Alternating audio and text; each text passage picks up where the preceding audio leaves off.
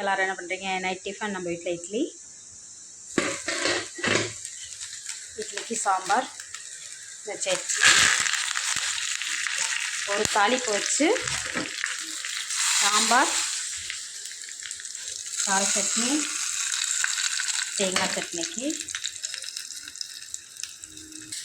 சாம்பாருக்கு கொஞ்சோண்டு பெரிய வெங்காயம் பெருங்காயத்தூள் போட்டுக்குவோம். ஏன்னா தாளிப்பில் போட்டால் சட்னிக்கு போட்டால் செரிமானம் தான், இருந்தாலும் சட்னிக்கு போடல. அப்புறம் அதற்கு இன்றைக்கி ஒயிட் ரைஸ், முட்டை மாஸ் நம்ம தோசை தவா இருக்குல்ல, அதில் போட்டு பாருங்களேன். ஃபஸ்ட்டு பச்சை மிளகா கட் பண்ணி நல்லா அந்த பச்சை மிளகா எடுத்து சாப்பிட்லாம், அவ்வளோ ஒரு டேஸ்ட்டாக இருக்கும். ஏன்னா உப்பு, மஞ்சள், காரம் எல்லாம் கலந்துருக்கா, செம்மையாக இருக்கும் அந்த பச்சை மிளகா சாப்பிட. இது கொஞ்சம் நல்லா வதங்கட்டும். பீரலுக்கு தட்டுக்கடியில் இந்த பாருங்க, நல்லா பச்சை மிளகா வாங்கிடுச்சு. எக்ஸ்ட்ரா தக்காளி, வெங்காயம். நான் கொஞ்ச நாளாக கடை வச்சுருந்தேன். தோசைக்கல்லில் முட்டை மாஸ் போட்டாக்கா செம்மையாக இருக்கும்.